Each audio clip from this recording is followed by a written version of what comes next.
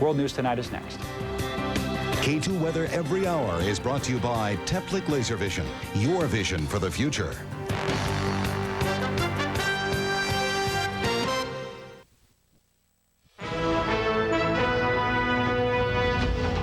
On World News Tonight, the crew of a U.S. submarine knew there was a boat nearby before they practiced an emergency ascent. A Russian intelligence officer tipped off the U.S. that there was a spy in the FBI. The Dale Earnhardt fans flocking to racetracks, all of them unhappy and some of them angry. And the Chinese campaign to get the Olympic Games. But there is a very dark cloud. From ABC News World Headquarters in New York, this is World News Tonight with Peter Jennings. Good evening, everyone. We have learned new information today about three major issues which have dominated the news this week. The revelations about the U.S. submarine and the Japanese fishing boat, the FBI's case against the agent within their ranks accused of spying, and there's also been another embarrassment for the Clinton family. The former president confirmed today that his brother-in-law, Senator Clinton's brother, Hugh Rodham, got a contingency fee in connection with one application for a presidential pardon and another for a commutation. Mr. Clinton says neither he nor his wife knew about this, and ABC's Jackie Judd has more. Hugh Rodham had been hired to help win a pardon for businessman Glenn Braswell. He had been convicted of mail fraud, perjury, and tax evasion and was still under investigation. Rodham also worked on a commutation for Carlos Vignali, a convicted drug dealer who had served 6 years of a 15-year term. Both Vignali and Braswell were successful in their recent efforts despite the protests of prosecutors who had been involved in the cases. The Associated Press is reporting tonight that Rodham, a Florida lawyer with no known expertise in the pardon field, received $200,000 for his work. In a statement issued late today, Mr. Clinton said he and his wife are deeply disturbed by these reports and have insisted that Hugh return any monies received.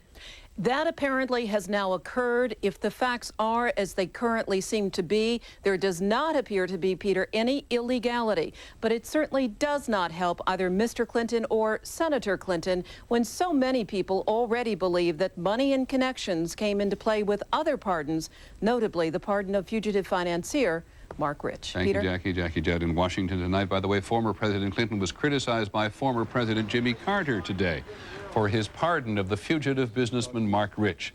Mr. Carter said, actually it was last night, that it was disgraceful. And now the investigation into the collision of the American submarine and the Japanese fishing boat. We have learned today that the crew of the submarine was aware of a boat in the area before the accident. Here's ABC's John McWethy. Investigators were able to get a better look at the damage to the USS Greenville today, the scrapes on its side and rudder as it sat on blocks in a Hawaiian dry dock. For the first time, investigators for the National Transportation Safety Board say the Greenville was tracking 3 surface ships 70 minutes before the accident, one of which turned out to be the Ehime Maru. Sonar operators reported that they were tracking 3 consistent contacts in the hour leading up to the accident. Investigators say it is now clear that the Japanese vessel continued to steam directly toward the submarine. There is still no full explanation for what happened in the next hour to so completely blind the submarine, but there are some clues. The NTSB said one sailor in the control room said he stopped doing his job because so many VIP guests were crowded around him. He was supposed to be plotting the position of known ships in the area, the Contact Evaluation Plot, or CEP. The fire control technician of the watch told us that he ceased one of his tasks, this updating the CEP, because of the number of civilians present. The CEP provides the captain with a quick way to assess potentially dangerous traffic on the surface. A second way is through a monitor right in front of the periscope that electronically summarizes the previous 40 minutes of sonar contacts for quick viewing. Sources say it was broken that day, denying the skipper another piece of information. The captain, his executive officer, and the officer of the deck have all refused to answer questions by NTSB investigators for fear of incriminating themselves. The three will face the same questions next week in public when the Navy begins its inquiry. Japanese family members of those who died will be in the room. Thanks very much, John McWethy at the Pentagon. As John knows, there's been another bad piece of news for the Navy today. ABC News has learned that one of the Navy's best precision-guided weapons did not work last Friday in the bombing attack on Iraq. Many bombs missed their targets because the guidance system didn't work. This has baffled and obviously concerned the Pentagon. And now the FBI and the man they accuse of spying. The FBI, as you can imagine, is taking a hard look at its own security procedures. FBI admits that Robert Hanssen was so smart that even with more stringent security, they may not have caught him, though they may have caught others. And more is emerging today on who actually tipped the U.S. off. Here's ABC's Pierre Thomas. The Robert Hanssen spy case has revealed the FBI may have ignored major flaws in its ability to find spies within its own agency. The Al Jasheim spy scandal in 1994 spurred the CIA to overhaul its counterintelligence program. A major change, expanded use of polygraph tests. But FBI agents are not subject to the same routine polygraph tests. Every 5 years, all FBI personnel undergo background checks, but those checks only include a basic financial review, not the more thorough examination at the CIA. Former FBI agent Ed Kern helped the CIA tighten security following the Ames case. He says recommendations to broaden the FBI's own polygraph program have languished for more than 3 years. It's got to be more in trust because we all want to trust everybody. As a result of the Hanssen case, FBI officials tell ABC News there will likely be more common use of polygraphs, but expanding the polygraph program will not be popular. There was a significant resistance in the FBI to polygraph. As for the way the FBI was able to catch Hanssen, good detective work notwithstanding, the FBI was alerted to Hanssen only after it recruited a former KGB official. Someone must have given him up, a Russian, most likely someone from here, from Moscow.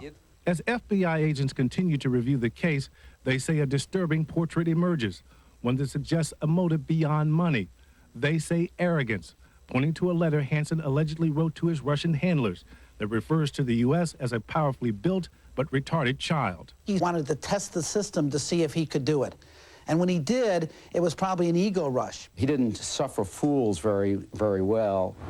Now a simple question for FBI officials. Did their own lax security procedures help Hanssen fool them for so long? Peter? Thank you very much, Pierre Thomas at FBI headquarters in New York. Just before we leave Washington, the Supreme Court ruled today that 2 state employees in Alabama may not sue their employers for financial damages under the Americans with Disabilities Act, which was passed by the Congress. The Supreme Court, acknowledging states' rights again, said that states may not be sued for financial damages in a federal court. And now we go overseas. At the Vatican today, Pope John Paul II created a record number of cardinals, the most prominent bishops in the Roman Catholic Church. In the Catholic Church, it is a momentous ceremony. 24 men, no women of course, from 27 countries, including 13 Americans, the largest number there has ever been. The men are all chosen finally by the Pope, and so they reflect his influence and his ideas. They're also the ones who will choose his successor when he dies. ABC's Bill Blakemore reports from Vatican City. Somewhere in this sea of scarlet, almost certainly, is the next pope. Today, the cardinals were checking each other out to see who might have what it takes. The next pope probably won't be one of the American cardinals, who today added Archbishops Egan of New York and McCarrick of Washington, D.C. to their ranks, as well as theologian Avery Dulles, still learning the knack of wearing the odd-shaped cardinal's hat. It may not be an Italian either. Italians once dominated the cardinals, but now make up less than 20%. With the College of Cardinals more international than ever, the election for the next pope will be more wide open than ever. So, among the candidates this time, Nguyen Van Thuan of Vietnam, who was imprisoned by the communists there. Oscar Rodriguez of Honduras is a possibility. The time will come when a pope will be from Latin America. And so is South Africa's first black cardinal. Everything fits? Everything fits, yeah. I'm quite surprised. The sleeves all right? Wilfred Napier was fitted for his scarlet robes here in Rome. He's a charismatic leader who helped defeat apartheid. As for John Paul, he's struggling with Parkinson's disease, but also now talking about his travel schedule through 2003. In effect, telling any Cardinals thinking about his successor, not so fast. Bill Blakemore, ABC News at the Vatican.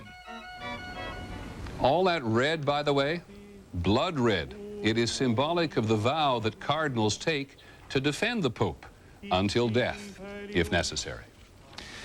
When we come back, death threats and hate mail, looking for someone to blame after Dale Earnhardt died. And our series on fighting cancer tonight, treating prostate cancer with less pain and a quicker recovery. And China's extraordinary campaign to win the Olympic Games. But will its human rights record get in the way again? This is World News Tonight with Peter Jennings. Brought to you by Total Cereals.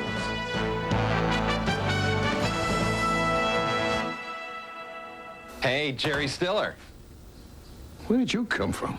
Enjoying your Post-Raisin Bran? Every morning. Know how many bowls of that it'd take to equal the vitamin nutrition in just one bowl of Total Raisin Bran? I bet you're going to tell me. 4. Holy moly. Total Raisin Bran has 100% of 11 vitamins and minerals.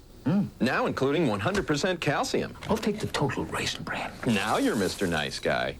I want you out of here. The Total can stay. Total, now with 100% calcium. Winter means flakes. We're not talking snow, we're talking winter dandruff. The colder it gets, the worse dandruff gets. New Neutrogena T-Gel Intensive Anti-Flake Shampoo fights dandruff 3 ways. Stop winter dandruff. Neutrogena T-Gel. It works. Nature made it. Minwax makes it beautiful with rich wood stains and long-lasting protective finishes. Turning a house into a beautiful home is as easy as turning to Minwax. I was on top of the world, and just like that, I had a stroke. Now I take Bayer aspirin every day to help prevent another stroke. And when my body is sore, there's extra strength Bayer. It's that strong. Be sure to talk to your doctor before you begin an aspirin regimen. It's great to be back. A significant discovery in eye health may be lutein, a nutrient found in these healthy foods. Now Centrum has the only leading multivitamins with lutein to help maintain your precious sight. Centrum Silver, now more complete with lutein. I can't wait to hit those links. Man, I can't wait to hit the trails. Why am I doing this?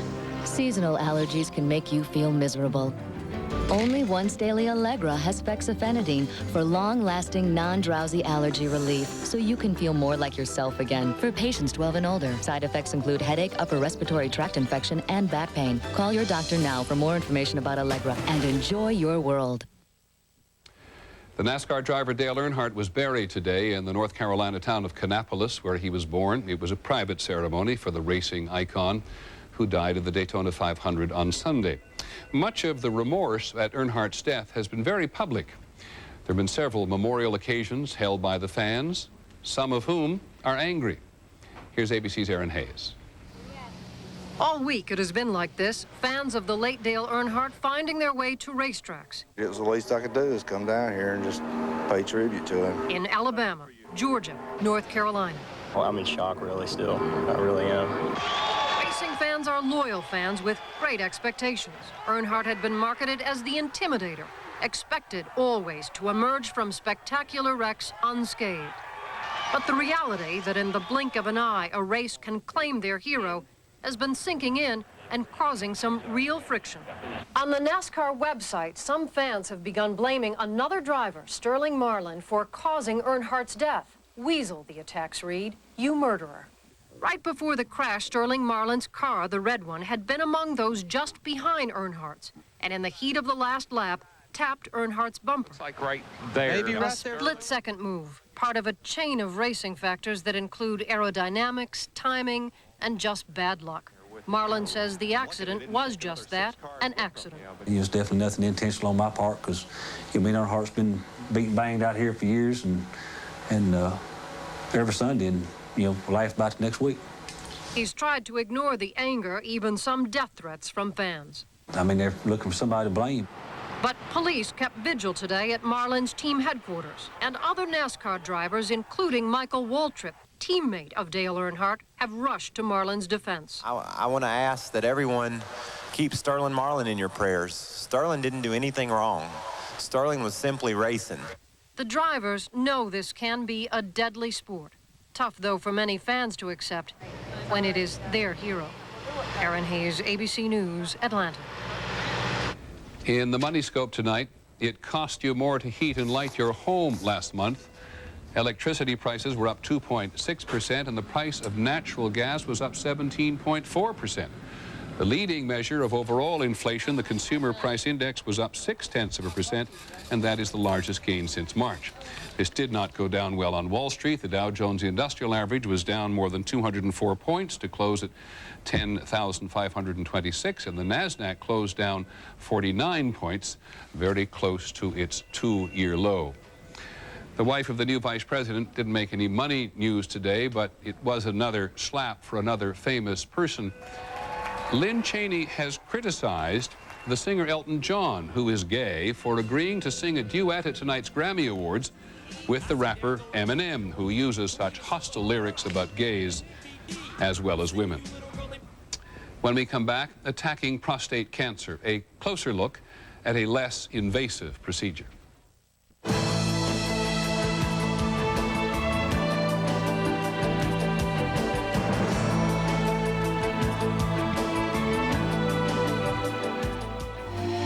Finally, you have a choice for fiber that's as effective as Metamucil. Now there's chewable Fiber Choice. Just 2 tablets a day. With no spoon, no powder, no water, no glass. Call now for your free sample. Fiber Choice. Now there's a real choice. We rescued this old boat years ago. It's how we planned to spend our retirement. Then I had a heart attack.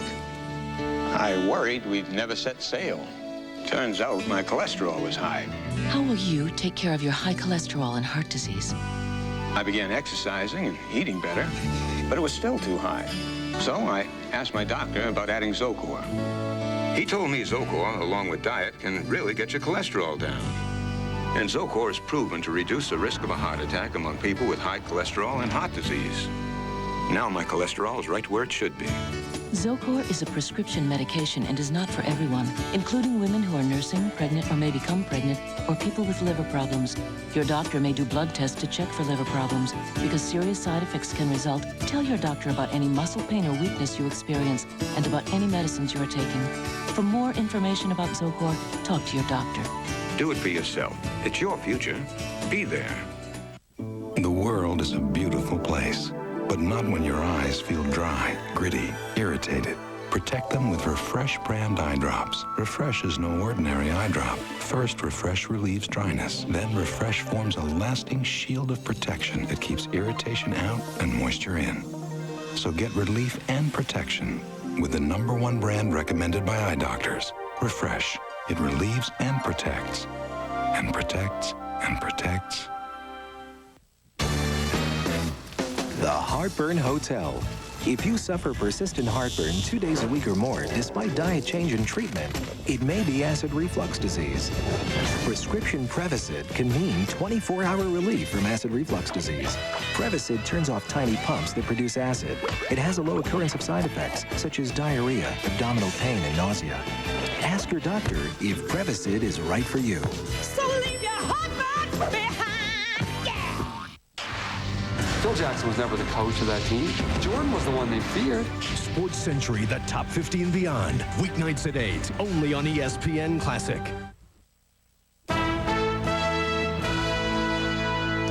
We are taking a closer look this week at the long struggle to beat cancer. There has been significant progress in some areas. And tonight, a new technique to get at prostate cancer.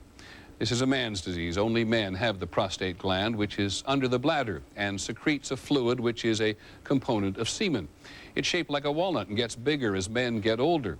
And this year, about 200,000 men in the country will be diagnosed with prostate cancer, and 90 men will die of it every day. Though it can be beaten if it is detected early. The most common treatment has been radical surgery. Tonight, from ABC's John McKenzie, the less invasive alternative. It's a Saturday morning, and 28 surgeons from the United States and Japan gather in this conference room at the Cleveland Clinic. For many, their first look at a remarkable new way to remove a cancerous prostate. It is the latest form of laparoscopic or keyhole surgery.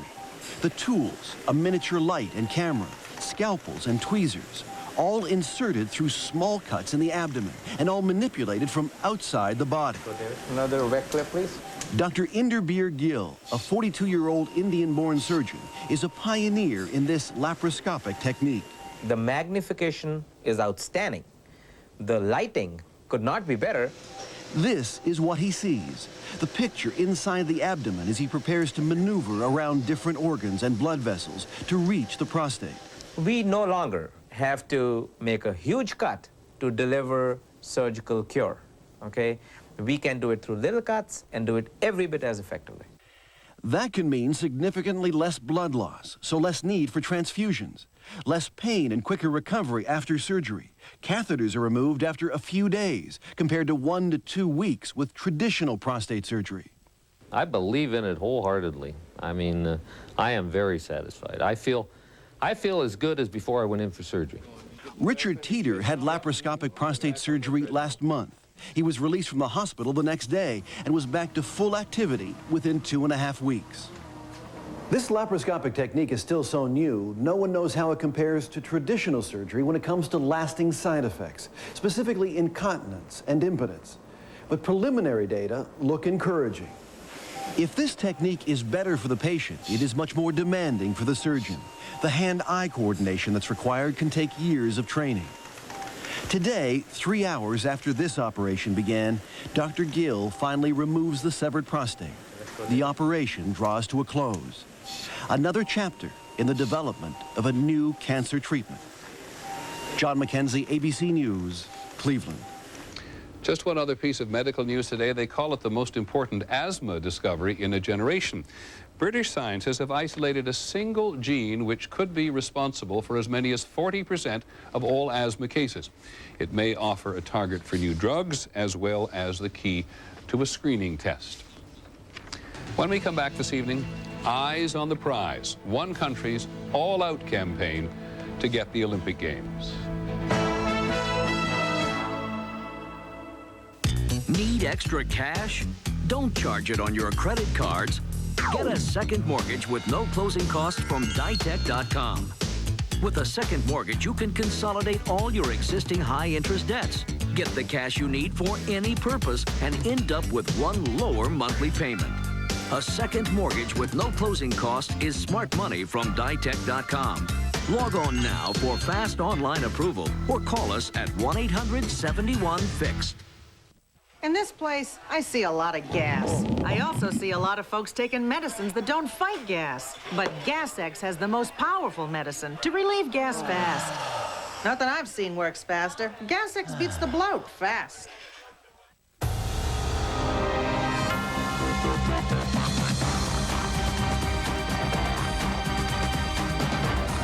Chrysler and Jeep vehicles continue to receive more and more and more awards.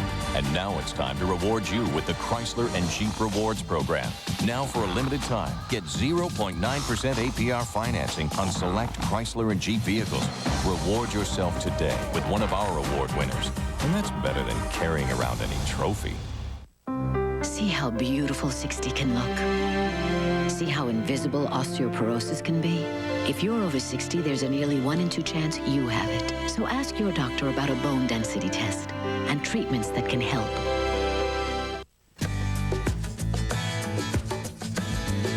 If you have arthritis pain, there's reason to celebrate. It's Celebrex. Celebrate, celebrate, come on and celebrate. Powerful 24-hour relief from osteoarthritis pain and stiffness. Celebrex, the first arthritis medicine that targets only the COX-2 enzyme. Celebrate, celebrate, come on and celebrate. Celebrex should not be taken if you've had aspirin-sensitive asthma or allergic reactions due to aspirin or other arthritis medicines, or certain drugs called sulfonamides. In rare cases, serious stomach problems such as bleeding can occur without warning. Tell your doctor if you have kidney or liver problems. Celebrate, celebrate, come on and celebrate. Ask your doctor about Celebrex. Celebrex, the #1 selling brand of prescription arthritis medicine. Celebrate, celebrate, come on and celebrate. Hi, I'm Steve Dunn, and coming up next on K2 News at 6:30, the energy crunch in Oregonians. Tonight, the summit to check the impact of the problem. Plus, could the need for more power take us down a nuclear road? And Atwater's might be history, but tonight, find out what's taking its place atop the U.S. Bancorp Tower. K2 News is coming up next. Log on, sign in, check your messages. But is your workplace also keeping an eye on what you write, read, and send? Can they do that? Good Morning America tomorrow. Tomorrow, a critically ill patient denied treatment by her insurance company. She's told the treatment needs more testing. That's when she fought back. Watch World News tonight. So finally this evening, the Olympic Games. In China today, a delegation from the International Olympic Committee was casing Beijing, which desperately wants the Summer Games for 2008. Chinese, in fact, are very assertive about having the Games, and China's critics are very determined that China not get them. ABC's Mark Litke tonight on why. Winning the Games isn't everything for Beijing. It's the only thing. China has spared no effort and no expense in its Olympic quest. A drab, polluted capital has been almost magically transformed by an army of students, workers, and the army itself, scrubbing and whitewashing and greening the city with trees and flowers and even green paint, if that's what it takes. In a promotional film entitled New Beijing Great Olympics, you can see and feel just how badly China wants these games. It makes them part of the real world. This is a country that's come out of years of political hibernation, and now it just wants to be a player on the world stage. And the Olympics is another form of that. But a dark cloud hangs over China's Olympic dreams. Intense international criticism over the country's human rights record, the same issue that helped sink China's last Olympic bid. This was the moment 8 years ago when they thought they had won the 2000 Games. Elation, then nationwide shock as the Games went to Sydney. It was the lingering international anger over the crushing of the pro-democracy movement in Tiananmen Square. And today, China is still being condemned for the harsh crackdown on the Falun Gong spiritual movement and the widespread use of torture in Chinese prisons. This dissident risked his own imprisonment by telling us his country doesn't deserve the Games. China's terrible human rights record, he says, runs counter to the Olympic spirit. Not so, says the deputy mayor of Beijing. At stake here, he says, are the rights of 1.2 billion Chinese who want the Olympics. But Chinese officials are still very nervous. Security out in force for the Olympic Committee visit. In fact, this new surveillance system meant for the Olympics and commandos trained for Olympic anti-terrorism are also ready for any domestic unrest that might threaten the Games China so desperately wants to win. Mark Litke, ABC News, Beijing. There is a footnote. The man Mark Litke interviewed, who said it shouldn't be a good idea to have the Games, he was detained after the interview. That's our report on World News tonight. Don't forget, Nightline later. We'll have our series on cancer again tomorrow. I'm Peter Jennings. Have a nice evening and good night.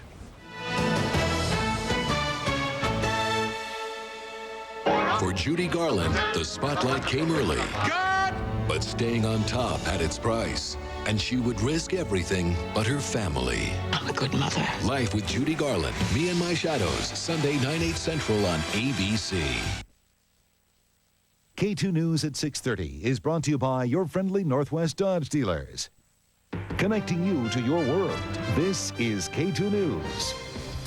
Good evening, everybody. I'm Steve Dunn. I'm Paul Lenman. Good evening. It will take rain of biblical proportions to get us out of our energy crisis. Rolling blackouts are a real possibility for the Northwest this summer. That's what came out of an energy summit today at the Bonneville Dam, and K2's Dan Tilkin has more. No matter who is talking, we're experiencing drought. Clearly going to be a crisis come this summer. Drought. Snowpack this year, less than 60% of the 30-year historical average. We've got a drought going on. The ability of dams to meet Northwest summertime demand sounds depressing. In a normal year, the Columbia flows at 100 million acre-feet of water. In 1997, we were in great shape with 160 million. But this year, it is forecasted the dams will be starved with just 75% of normal flow. If we haven't got the